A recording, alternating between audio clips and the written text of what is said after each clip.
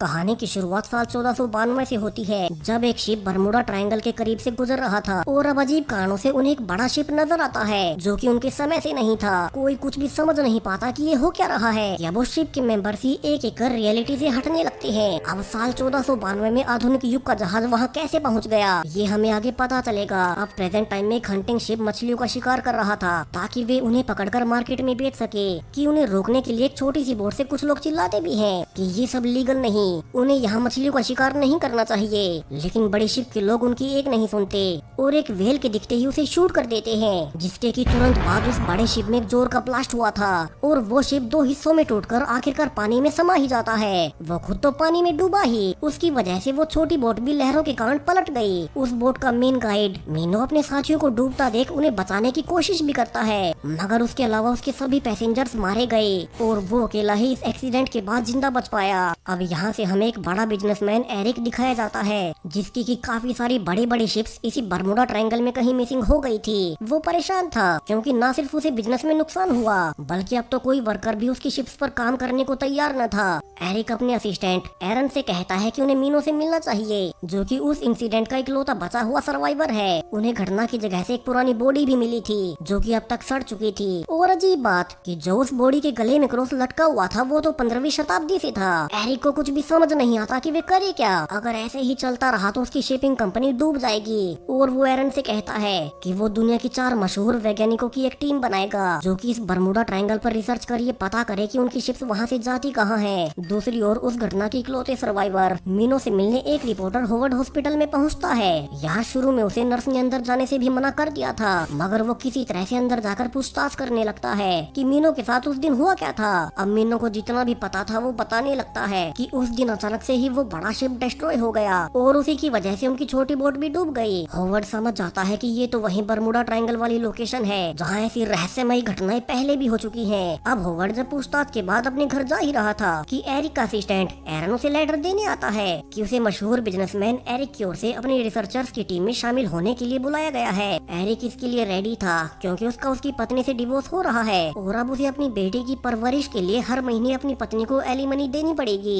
इस टीम का दूसरा मेंबर ब्रूस को चुना जाता है, जो कि वैसे तो एक फिजिक्स का प्रोफेसर है, मगर एडवेंचर स्पोर्ट्स में उसकी खासी दिलचस्पी के चलते उसे कई बार प्रॉब्लम्स का सामना करना पड़ता है। आज भी खतरनाक मौसम में स्काई डाइविंग करने के कारण जब पुलिस उसे अरेस्ट करने आती है तो एरन आकर उसे छुड़ा लेता है और एरिक की टीम में शामिल होने का लेटर ऑफर करता है। टीम का तीसरा साथी स्टैन होगा, जो कि एक वेल एक्सपीरियंस्ड साइकिक है और आखिरी मेंबर के रूप में एमिली को चुना गया था, जिसे कि समुद्र के नीचे की अच्छी खासी जानकारी है। अब शाम को चारों ही मेंबर्स एरिक के दिए हुए एड्रेस पर इकट्ठा होते हैं और एरिक उनसे मिलकर खुद के बारे में बताने लगता है कि कैसे उसकी शिपिंग कंपनी के 6 शिप्स सारे ही क्रू समेत पिछले 1 साल के अंदर इसी बरमुडा ट्रायंगल के आसपास गायब हुए हैं, जिनका कभी किसी को कोई सुराग नहीं मिला कि वे गए कहाँ।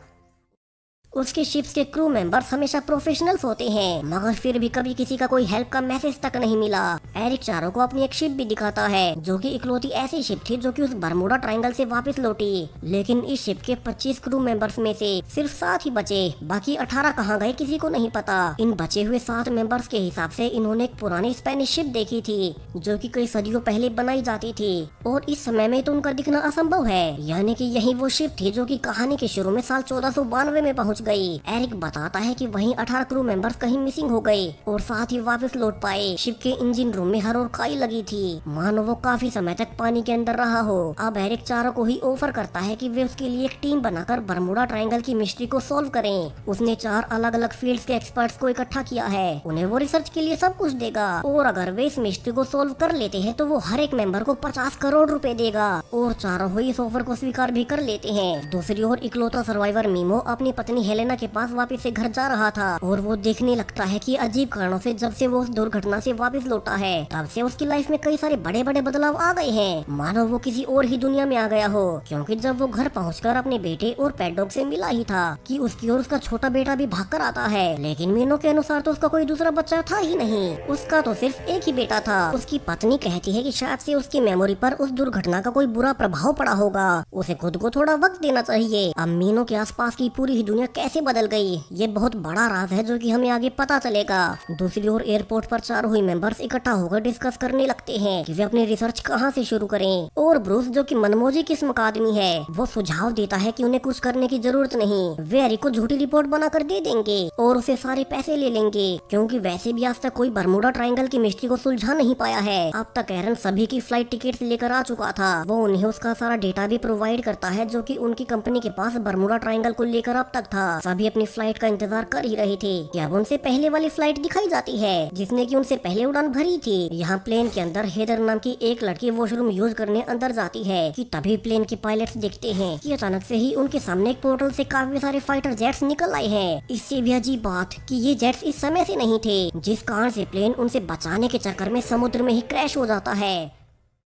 और इसकी खबर सुनते ही एरिक अपनी टीम को फोन कर खबर करता है कि वे अगले वाली फ्लाइट से सफर ना करें। एरन यहाँ से चारों को रिसीव कर एक पर्सनल हेलीकॉप्टर से रिसर्च लैब तक ले जाने लगता है। वो बताता भी है कि एरिक उनकी सहूलतों के लिए कितना भी पैसा खर्च करने को तैयार है, उन्हें सिर्फ अपने काम पर ध्यान देना है। चारों को यहाँ से एक सबमरीन में बैठाकर पानी के नीचे भेजा जाता है ताकि वे प्लेन का जायजा ले सके, जो कि अभी कुछ ही देर पहले पानी में क्रैश हुआ था। और अजीब बात कि अब तक इस प्लेन पर जंग लग चुका था, मानो वो कई सालों से पानी में पड़ा हो। सिर्फ एक ही घंटे में भला इतना सब कैसे हो सकता है। चारों डिस्कस भी करते हैं कैसे अब प्लेन के अंदर कोई बॉडी भी नहीं है, सारे ही पैसेंजर्स गए कहाँ। सो प्लेन के अंदर देखने के लिए ब्रूस और एमिली पानी में निकलकर प्लेन के अंदर देखने जाते हैं और अंदर जाकर वे देखते भी हैं कि सारी ही सीट बेल्ट वैसे की वैसे लगी हुई है, लेकिन यहाँ एक भी बॉडी नहीं है। वे वापस आने ही वाले थे कि उन्हें बाथरूम से किसी की आवाज आती है और खोलने पर इसके अंदर से एक बूढ़ी औरत उन्हें मिलती है जो कि अभी तक भी जिंदा थी। अब वापस से शिप पर आकर वो बूढ़ी औरत सभी को बेहद ही हैरानी वाली बात बताती है। उसके हिसाब से वो कोई और नहीं बल्कि 6 साल की हैदर ही है। वही हैदर जिसे हमने प्लेन क्रैश होने से पहले बाथरूम में जाते हुए देखा था, मगर वो सिर्फ कुछ ही घंटों के अंदर इतनी बूढ़ी कैसे हो गई। चारों कुछ भी समझ नहीं पा रहे थे। अब तक यहाँ गवर्नमेंट के ऑफिसर्स भी आ चुके थे, तो चारों जल्दी से वहाँ से निकलने लगते हैं क्योंकि गवर्नमेंट उन्हें छानबीन नहीं करने देगी। अब वापस से अपने होटल में आकर चारों परेशान थे कि वो बच्ची हैदर इतनी बूढ़ी कैसे हो गई। बरमूडा ट्रायंगल के आसपास समय इतना कैसे बदल जाता है। एरन यहाँ चारों को बताता है कि वे उनके लिए स्पेशल सबमरीन का इंतजाम कर रहे हैं ताकि वे बरमूडा ट्रायंगल की तह में जाकर रिसर्च कर सके। और अगली सुबह होते ही चारों अपनी जर्नी की तैयारियां करने लगते हैं। सभी अपनी अपनी थ्योरीज बना रहे थे कि उनकी रिसर्च से उन्हें अब तक क्या क्या मिला।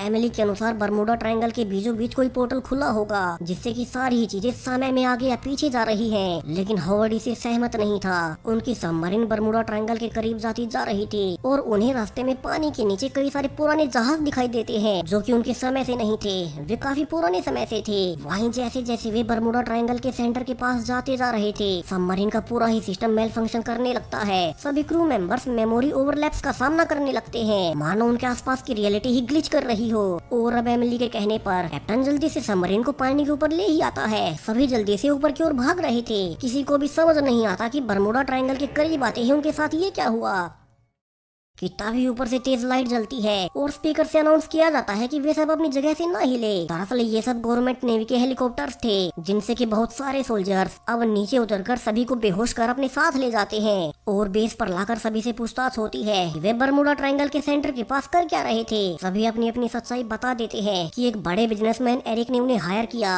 ताकि वे बरमूडा ट्रायंगल के बारे में सब पता कर सके। अब सब कुछ जानने के बाद एक फीमेल ऑफिसर अपने बॉस को बताती भी है कि इन सभी को एरिक ने हायर किया था, तो उन्हें सबको यहीं पकड़े रखना होगा जब तक कि उनका मिशन पूरा नहीं हो जाता। और उसमें तो अब सिर्फ 50 ही घंटे बचे हैं। हालांकि उसका बॉस कहता है कि चारों ही मेंबर्स काफी फेमस हैं। इनमें से एक मेंबर होवर्ड तो एक रिपोर्टर है, तो वे उन्हें चेतावनी देकर छोड़ देंगे कि आगे से वे बरमूडा ट्रायंगल के पास न जाएं। वैसे भी 50 घंटे में उनका एक्सपेरिमेंट पूरा हो जाएगा और तब तक तो ये लोग वैसे भी कुछ पता नहीं कर पाएंगे। यानी कि गवर्नमेंट खुद बरमूडा ट्रायंगल पर बड़े बड़े एक्सपेरिमेंट्स कर रही है जिसके बारे में वे बाहर किसी और को पता नहीं चलने देना चाहते। अब उसके ऑर्डर पर चारों को ही चेतावनी देकर कि वे आगे से इस एरिया के आसपास भी न आए, उन्हें जमीन पर वापस छोड़ दिया जाता है। दूसरी ओर मीनू अब समय के साथ और भी ज्यादा ये महसूस करने लगता है कि उसके आसपास की रियलिटी बार बार ग्लिच कर रही है। वहीं अब तक चारों ही मेंबर्स अपने अपने घर जा चुके थे। वे अब गवर्नमेंट के कामों में दखल नहीं देना चाहते।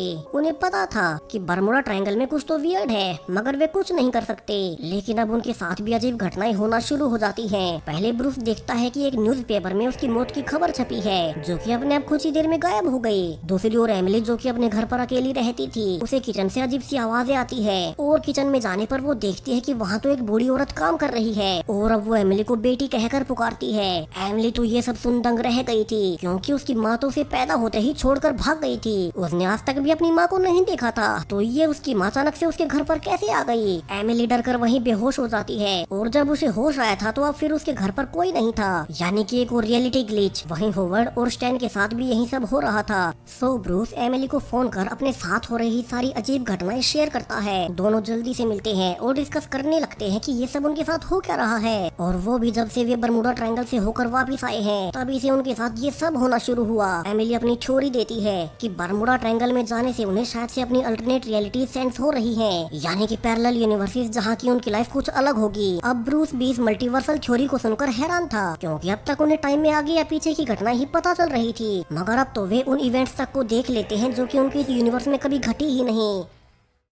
यानी कि किसी दूसरे यूनिवर्स में ब्रूस मारा गया होगा और उसकी खबर वहाँ के न्यूज़पेपर में छपी होगी, तो किसी और यूनिवर्स में एमिली की माँ उसे कभी छोड़कर गई ही नहीं, जिन पैरेलल यूनिवर्सेस को अब वे देख पा रहे हैं। वहीं स्टैन जल्दी से होवर्ड के पास जाकर कहता है कि उन्हें उस हैदर से मिलना होगा। वहीं 6 साल की बच्ची जो कि उन्हें सिर्फ 1 घंटे में बूढ़ी मिली थी, क्या पता उन्हें उससे कोई क्लू मिल ही जाए। और होवर्ड चूंकि एक रिपोर्टर है, तो वो हैदर की फैमिली का एड्रेस निकाल लेता है। लेकिन उसके पहले चारों एक साथ मिलकर एरिक के पास जाते हैं और पूछते हैं कि उनके साथ बर्मुडा ट्रायंगल से आने के बाद सब कुछ अजीब हो रहा है, तो उन्हें इसकी जांच करनी होगी। हालांकि एरिक उन्हें कुछ भी करने से मना कर देता है, क्योंकि अब नेवी द्वारा पकड़े जाने के बाद उसे नोटिस मिला था कि वो किसी को भी उस एरिया में ना भेजे। वहाँ नेवी कुछ सीक्रेट कर रही है, वो अब उनकी कोई मदद नहीं कर पाएगा और उन्हें खुद ही अपने बलबूते पर अपने सवालों के जवाब ढूंढने होंगे। अब चारों निराश होकर जब वहाँ से निकल ही रहे थे कि फिर से रियलिटी ग्लिच करने लगती है और चारों को ही नाजी सोल्जर्स जो कि वर्ल्ड वॉर 2 के समय से थे, वे उन्हें घेर लेते हैं। हालांकि उनके गोली चलाने से पहले ही फिर से रियलिटी पूरी तरह से बदल गई और सब कुछ नॉर्मल हो गया।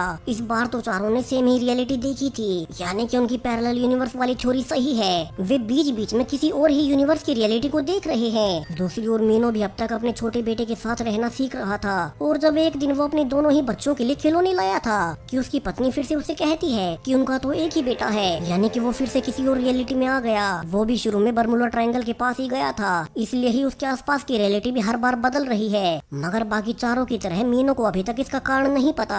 वो डॉक्टर्स के पास भी जाता है, मगर उसके ब्रेन के स्कैन में कोई प्रॉब्लम नहीं निकलती। निकलेगी भी कैसे? वो तो बार बार अलग अलग रियलिटीज को महसूस करता है और मीनो को लगता है कि वो कहीं पागल तो नहीं हो रहा। दूसरी ओर ब्रूस और एमिली साथ मिलकर रिसर्च कर रहे थे कि नेवी को बर्मुडा ट्रायंगल का पहले से पता था, यानी कि उन्हें सब कुछ पहले से पता होगा कि कैसे उसके पास जाने से अलग अलग पैरेलल यूनिवर्सेस की रियलिटीज मर्ज होने लगती हैं। मगर गवर्नमेंट खुद भला ये सब आम जनता से छिपा क्यों रही है? यही सोचकर दोनों फिर से फैसला करते हैं कि वे बर्मुडा ट्रायंगल के ऊपर से फ्लाई करके पता करेंगे कि वहाँ चल क्या रहा है। दूसरी ओर स्टैन और होवर्ड उसी लड़की हैदर के एड्रेस पर पूछताछ करने जा रहे थे, लेकिन यहाँ उन्हें सिर्फ हैदर का ग्रैंडफादर कार्ल ही मिलता है। वे कार्ल को सब बताते हैं कि कैसे प्लेन क्रैश के बाद उन्हें सिर्फ उसकी 6 साल की पोती ही मिली, लेकिन वो भी अब बूढ़ी हो चुकी है। कार्ल यहाँ से उन्हें रिवील करता है कि पहले वो और उसका एक दोस्त विक्टर दोनों नेवी के लिए समुद्र के नीचे वायर्स बिछाने का काम किया करते थे और इसी दौरान उन्हें बर्मुडा ट्रायंगल के आसपास के एरिया में एक अजीब सा मैटर मिला,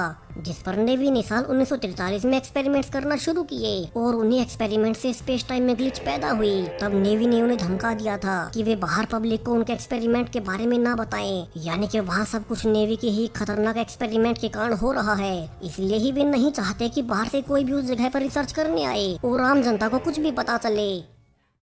उसके बाद कार्ल के अनुसार उसने नेवी में काम करना छोड़ दिया, मगर उसका दोस्त विक्टर वो अभी तक भी नेवी में एक ऊंची पोस्ट पर तैनात है। अब स्टैन कहता है कि कार्ल उनके साथ चले और उन्हें अपने दोस्त विक्टर से मिलवाए ताकि वे इस बर्मुडा ट्रायंगल के बारे में और जान सके। अब यहाँ से कार्ल स्टैन और होवर्ड के साथ नेवी की सबमरीन की ओर निकल पड़ता है। दूसरी ओर मीनो अब तक पूरी तरह से पागल हो रहा था। वो बार बार बदलती हुई रियलिटी को समझ नहीं पा रहा था और वो अब खुद की ही जान लेने उसी समुद्र किनारे पर चला जाता है जहाँ से कि उसके साथ ये सब शुरू शुरू हुआ। लेकिन जब वो खुद को मारने ही वाला था कि अब उसके आसपास की रियलिटी ही फिर से बदलने लगती है। और कार्ल के साथ स्टैन और होवर्ड जब ब्रिज से जा ही रहे थे कि उनके आसपास की रियलिटी बदलते हुए अब वे जिस ब्रिज पर ड्राइव कर रहे थे वो ब्रिज ही गायब होने लगता है। यानी कि बरमूडा ट्रायंगल के करीब आने से वे एक ऐसे यूनिवर्स की रियलिटी में पहुंच गए जहां कभी ये ब्रिज बना ही नहीं था। उनकी गाड़ी समुद्र में गिर जाती है और होवर्ड डूबते हुए स्टैन को गाड़ी से निकाल लेता है। मगर इसी बीच कार्ल पानी में डूब गया था और वो वहीं मारा जाता है। यहाँ दोनों को वहीं ब्रिज वापस से बनते हुए नजर भी आता है जो कि कुछ ही देर पहले गायब हो गया था। वहीं दूसरी ओर ब्रूस भी एमिली के साथ प्लेन को उसी खराब मौसम से सही सलामत निकालने में कामयाब हो जाता है। लेकिन अब पूरे ही शहर का मौसम धीरे धीरे खराब हो रहा था जो कि उसी बरमूडा ट्रायंगल की वजह से हो रहा था। मीनो ने भी अपनी जान लेने का फैसला टाल दिया था और वो घर आने लगता है। दूसरी ओर होवर्ड, स्टैन, ब्रूस और एमिली फिर से एक साथ इकट्ठा हुए थे। स्टैन बाकियों को सब बताता है कि कार्ल उन्हें नेवी में अपने दोस्त से मिलवाने लेकर जा ही रहा था कि एक्सीडेंट में वो खुद मारा गया। उसने बताया था कि नेवी के ही एक्सपेरिमेंट के कारण ये सब हो रहा है और अब तो उसका प्रभाव आसपास के एरिया में भी दिखाई देने लगा है। वहीं दूसरी ओर मीनू अपने बड़े बेटे को स्कूल से वापस लेने जाता है ताकि वो अपनी फैमिली को लेकर शहर से बाहर निकल सके क्योंकि आसपास का मौसम कुछ ज्यादा ही खराब होते जा रहा था। लेकिन अब घर पहुंचने के बाद उसे फिर से उसका छोटा बेटा मिलता है। यानी कि रियलिटी फिर से बदल गई कि अगले ही पल उसका पूरा परिवार अचानक से ही कहीं गायब हो गया था। यानी कि वो एक ऐसी रियलिटी में पहुंच गया जहां उसकी फैमिली में कोई है ही नहीं। मीनो बुरी तरह से बौखला गया था कि उसके साथ ये सब हो क्या रहा है और वो अकेला ही गाड़ी में बैठकर निकलने लगता है। जबकि दूसरी ओर स्टैन, होवर्ड, एमिली और ब्रूस चारों एरिक से मिलने आते हैं क्योंकि एक वही है जिसकी की ऊंचे लेवल तक पहुंच है और वो चारों से कहता है कि सारी जानकारी के लिए उन्हें नेवी के हेड डगलस से मिलना होगा। एरिक चारों को लेकर डगलस के पास जाता है और वे जाते ही उसे कार्ल के बारे में बताते हैं कि उसने उन्हें सब कुछ बता दिया है कि नेवी के ही एक्सपेरिमेंट की वजह से ये सब हो रहा है और वो अब उन्हें सारी सच्चाई बता दे। डगलस समझ चुका था कि अब छिपाने का कोई फायदा नहीं और वो उन्हें सब कुछ रिवील करना शुरू करता है। उसके अनुसार ये सब साल 1943 से शुरू हुआ था जब यूएस नेवी ने एक शिप को टेलीपोर्ट करने पर एक्सपेरिमेंट किया। उस एक्सपेरिमेंट को फिलाडेल्फिया एक्सपेरिमेंट भी कहा जाता है जिसकी वजह से हमारे डायमेंशन में एक पोर्टल बन गया और वो समय के साथ धीरे धीरे बढ़ता ही गया। इन सब के बारे में सिर्फ नेवी ही जानती थी। डगलस आगे रिवील करता है कि उन्होंने साल 1975 में कार्ल और विक्टर इन दोनों की ही मदद से उस पोर्टल को बंद करने की कोशिश भी की क्योंकि नेवी को पता था कि यह पोर्टल धीरे धीरे बढ़ते हुए पूरी पृथ्वी और मल्टीवर्स के स्पेस टाइम को ही ब्रेक कर देगा और आखिरकार एक ऐसे क्रक्स इवेंट को जन्म देगा जिसकी वजह से न सिर्फ हमारा यूनिवर्स बल्कि पूरा मल्टीवर्स ही तबाह हो जाएगा। ये घटना वैज्ञानिकों के अनुसार आज रात 11:06 पर घटेगी। सो उसे रोकने के लिए नेवी ने एक मशीन बनाई और उसके द्वारा वे उस क्रक्स इवेंट के कुछ ही देर पहले एक बड़ा ब्लास्ट करेंगे ताकि उस इवेंट को टाला जा सके और मल्टीवर्स बचाया जा सके। अब ब्रूस और एरिक आगे पूछते हैं कि वहाँ इतने सालों से लोग, जहाज, प्लेन सब कुछ कहाँ गायब हो रहे थे और वहाँ से आने के बाद हमें वे विजन्स क्यों आ रहे हैं। डगलस उन्हें बताता है कि वे सब चीजें किसी दूसरी टाइमलाइन या अल्टरनेट रियलिटीज में उस पोर्टल की वजह से टेलीपोर्ट हो रही है। तुम्हारे वे विजन सिर्फ विजन नहीं बल्कि तुम अपनी ही दूसरी अल्टरनेट रियलिटी देख पा रहे हो क्योंकि उस पोर्टल की वजह से मल्टीपल टाइमलाइंस और मल्टीवर्स एक दूसरे में कई बार टकरा रहे हैं। अब स्टैन पूछता है कि उसने अब उन्हें ये सच्चाई क्यों बताई और डगलस कहता है कि उसे शुरू में लगा नहीं था कि वे सब मिलकर बरमूडा ट्रायंगल के बारे में इतनी जानकारी निकाल लेंगे। हालांकि किसी को भी डरने की कोई जरूरत नहीं क्योंकि अब सब कुछ ठीक होने वाला है, इसलिए उन्हें बस कल सुबह का इंतजार करना होगा जब नेवी के उस ब्लास्ट के बाद सब कुछ ठीक हो जाएगा। सो चारों वापिस से आकर फिर से डिस्कस करते हैं कि नेवी के इतने साइंटिस्ट इसके पीछे हैं तो उन्हें डरने की जरूरत नहीं। डगलस सच ही कह रहा होगा और कल तक सब कुछ ठीक हो जाएगा। ब्रूस तो ये जानकर खुश था कि वे कल अमीर बनने वाले हैं क्योंकि एरिक ने उन्हें 50 करोड़ रुपए देने का वायदा किया था। होवर्ड भी घर आकर यही बात अपनी पत्नी को बताता है कि वो उसे डिवोर्स न ले क्योंकि वो अमीर होने वाला है। जबकि एमिली को घर पहुँचते ही उसकी माँ फिर से दिखाई देती है। उसे इस बार पता था कि ये अल्टरनेट यूनिवर्स की उसकी माँ है तो वो उनसे पूछने लगती है कि उनका नाम क्या है। वो ये भी जानने की कोशिश करती है कि जब वो 1 हफ्ते की थी तब उसकी माँ ने उसे छोड़ क्यों दिया, जिस पर एमिली की माँ अपना नाम लोरा बताती है। उसने जब एमिली को जन्म दिया तभी एमिली के पिता ने उसे छोड़ दिया था, जिसके बाद लोरा ने भी सोचा कि वो एमिली को छोड़ दे मगर वो उसे अनाथ आश्रम में छोड़ नहीं पाई। एमिली अब समझ चुकी थी कि इस यूनिवर्स की उसकी माँ उसे छोड़ नहीं पाई मगर उसके रियल यूनिवर्स में जब उसके पिता ने उसकी माँ को अकेला छोड़ा तब उसकी माँ ने भी उसे अनाथ आश्रम में छोड़ ही दिया और खुद वहाँ से भाग गई। इसके बाद एमिली फिर से अपनी रियलिटी में लौट आती है और फिर से सब कुछ पहले जैसा हो जाता है। लेकिन इन सब में एमिली को अपने सारे सवालों के जवाब मिल गए थे जिन सबको वो बचपन से जानना चाहती थी। तो दूसरी ओर मीनो होवर्ड को ढूंढते हुए उसके घर आ पहुँचता है क्योंकि उसने हावर्ड का लिखा हुआ बरमूडा ट्रायंगल पर एक छोटा सा आर्टिकल देखा था और वो अपने साथ हो रही घटनाओं के बारे में जानना चाहता था। अब तक उन्हें ब्रूस का मैसेज भी आता है कि वे सब उसकी लैब में आ जाए। यहाँ से सभी मिलकर टैन, एमिली, होवर्ड और मीनो सब ब्रूस की लैब में इकट्ठा होते हैं और वो बताता है कि उसकी रीडिंग के हिसाब से समय के साथ पूरी ही पृथ्वी पर स्पेस टाइम बर्बाद हो रहा है, यानी कि नेवी का वो ब्लास्ट वाला आइडिया सही नहीं है। एमिली को भी एक नल से पानी गिरता देख स्ट्राइक होता है। वो कहती है कि जब 1943 में पहली बार नेवी ने वो एक्सपेरिमेंट किया था उससे स्पेस टाइम में एक रिपल इफेक्ट जनरेट हुआ जो कि समय में आगे और पीछे कई बार रियलिटीज को प्रभावित करने लगा। और चूंकि रिपल इफेक्ट के खत्म होने से पहले एक आखिरी बार बहुत बड़ा इफेक्ट पानी पर पड़ता है, इसलिए ही हाल के कुछ समय में टाइम ट्रेवल और मल्टीवर्स की घटनाओं में तेजी आई क्योंकि वो पोर्टल जो कि नेवी एक्सपेरिमेंट्स के कारण बना था अब वो खुद ब खुद बंद होने की कगार पर है। नेवी को अब कोई ब्लास्ट करने की जरूरत नहीं, वरना तो वो पोर्टल फिर और तेजी से बढ़ने लगेगा और इस बार पूरा मल्टीवर्स ही तबाह हो जाएगा। एग्जैक्टली उसी तरह जिस तरह पानी में पत्थर मारने के बाद कुछ देर बाद सब कुछ शांत हो जाता है, उसी तरह साल 1943 से पैदा हुआ ये रिपल इफेक्ट आज खत्म हो जाएगा। एमिली ये भी कहती है कि नेवी पोर्टल को छेड़कर फिर से साल 1943 वाली गलती दोहरा रही है और उन सभी को मिलकर उन्हें इस आज रात वाले धमाके को करने से रोकना होगा। हालांकि होवर्ड की शंका थी कि वे नेवी बेस तक पहुंचेंगे कैसे, लेकिन अब उनके साथ मीनू था और वो सभी को अपनी बोट पर बैठाकर बरमूडा ट्रायंगल की ओर निकल पड़ता है। स्टैन सबको एक और राज खोलता है कि असल में एरिक को भी उन्हीं की तरह अपने भाई का विजन दिखता था जो कि शायद से उसकी एक शिप में उसी बरमूडा ट्रायंगल में कहीं गायब हो गया होगा। यही वजह थी कि उसने अपनी एक टीम बनाई ताकि वो अपने भाई को वापस लाने का रास्ता खोज पाए। ये सब स्टैन ने तभी महसूस कर लिया था जब वे डगलस के पास गए थे। अब तक नेवी के प्लेन्स ने उन्हें नोटिस कर लिया था और अब तक ब्लास्ट का वक्त भी हो चुका था, यानी कि पूरी ही टीम ब्लास्ट को रोकने में नाकाम रही। जहां नेवी के उस ब्लास्ट के बाद चारों ओर एक सफेद रोशनी फैल जाती है और देखते ही देखते सारे प्लेन ब्लास्ट होने लगते हैं। नेवी की गलती से वो पूरा ही पोर्टल और ज्यादा बढ़ गया जिससे अब पूरी ही दुनिया खत्म होने लगती है। हालांकि इस दौरान होवर्ड गलती से उस सफेद पोर्टल में गिर गया था जिससे कि वो टाइम ट्रेवल कर फिर से उसी समय में वापस आ जाता है जब वे कार्ल के साथ नेवी बेस पर जा रहे थे। इस बार फिर से उनके साथ वही दुर्घटना होती है और ब्रिज के गायब होने से सभी पानी में गिर जाते हैं, लेकिन इस बार उन्हें पता था कि उन्हें कार्ल को मरने से बचाना है और होवर्ड इस बार स्टैन को न बचाते हुए सीधा कार्ल को बचाने जाता है। इस बार उसने टाइमलाइन को ही बदल दिया था। इस बार उसने कार्ल को मरने नहीं दिया बल्कि उसकी जगह स्टैन मारा गया। होवर्ड कार्ल को लेकर जल्दी से एमिली और ब्रूस के पास जाता है और फिर वो एरिक को बुलाकर सारी ही सच्चाई बताने लगता है कि वो इस समय को पहले भी जी चुका है और जल्द ही नेवी के ब्लास्ट की वजह से पूरा ही मल्टीवर्स नष्ट हो जाएगा। सो उन्हें इस बार नेवी को ब्लास्ट करने से रोकना होगा। हालांकि एरिक को उसकी बातों पर भरोसा नहीं था और वो गुस्से में उन्हें जाने को कहता है। होवर्ड को पता था कि वे लेट नहीं कर सकते, सो वे जल्दी से मीनो को लेकर उसकी बोट से नेवी बेस की ओर निकल पड़ते हैं। इस बार वे पहले से जल्दी जा रहे थे ताकि वो ब्लास्ट होने से पहले ही बेस पर पहुंचकर उन्हें रोक सके, जबकि नेवी बेस पर अब तक सभी वैज्ञानिक उसी ब्लास्ट की तैयारियां कर रहे थे।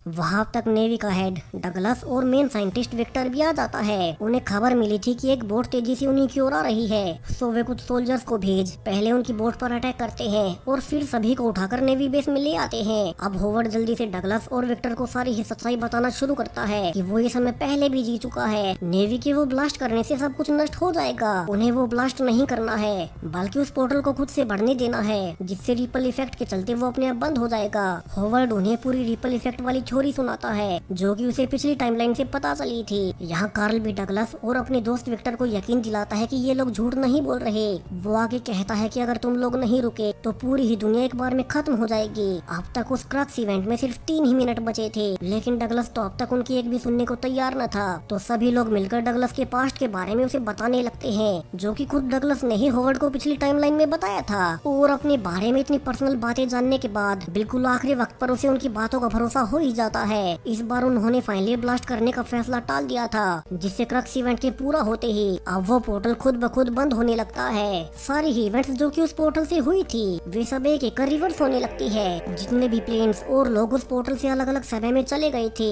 वे वापिस से अपने अपने समय में आने लगते हैं। टाइमलाइन खुद को फिर से रिपेयर कर रही थी। सभी लोग बाहर इस नजारे को देख काफी खुश थे क्योंकि उनकी मेहनत के बदौलत उन्होंने न सिर्फ अपने यूनिवर्स को बल्कि पूरे ही मल्टीवर्स को तबाह होने से बचा लिया और अब पोर्टल की पूरी तरह से बंद होते ही पूरी ही टाइमलाइन रीसेट हो जाती है। सभी अब एक नई रियलिटी में उठ रहे थे। इस बार होवर्ड का अपनी पत्नी से डिवोर्स नहीं हुआ।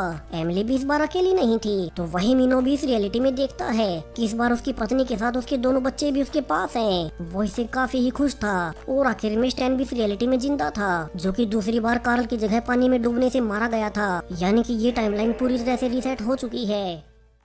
वहीं ब्रूस की आंखें खुलने पर वो भी देखता है कि उसकी अब शादी हो चुकी है, उसके 2 बच्चे भी थे। अब वे चाहे या ना चाहे अब उन्हें ये रियलिटी कबूल करनी ही होगी। हालांकि अजीब बात कि उन्हें अब तक पिछली टाइमलाइन याद थी, लेकिन उन 5 के अलावा किसी को भी बरमूडा ट्रायंगल के बारे में याद नहीं, जिसकी वजह से स्टैन, हावर्ड, एमिली और ब्रूस अपने पैसे लेने एरिक की कंपनी में जाते हैं। मगर अब यहाँ एरिक की जगह उसका भाई था और वो उन्हें एरिक से मिलने नहीं देता। एरिक भी ऊपर से उन सभी को देख रहा था और अब सब बाहर जाकर एक दूसरे से फिर कभी न मिलने का वादा करने लगते हैं। उन्हें अब अपनी इस नई जिंदगी में लौटना होगा, फिर चाहे उन्होंने इस मिशन में जीते हुए इनाम को खो दिया हो, क्योंकि पिछली रियलिटी के बारे में उनके अलावा किसी और को याद ही नहीं। तो अब उन्हें वो इनाम कौन देगा। यहाँ से सभी अलग अलग होकर अपनी लाइफ जीने लगते हैं। लेकिन अब एक दिन सभी के पास एक पोस्ट आती है और उसमें उनके नाम का 50 करोड़ रुपए का चेक था। यानी कि एरिक को भी उन चारों के अलावा पिछली टाइमलाइन का सब कुछ याद रहा। टाइमलाइन रिसेट होने से उसे अपना भाई मिल गया, जो कि पिछली टाइमलाइन में बरमूडा ट्रायंगल में एक शिप के साथ गायब हो गया था।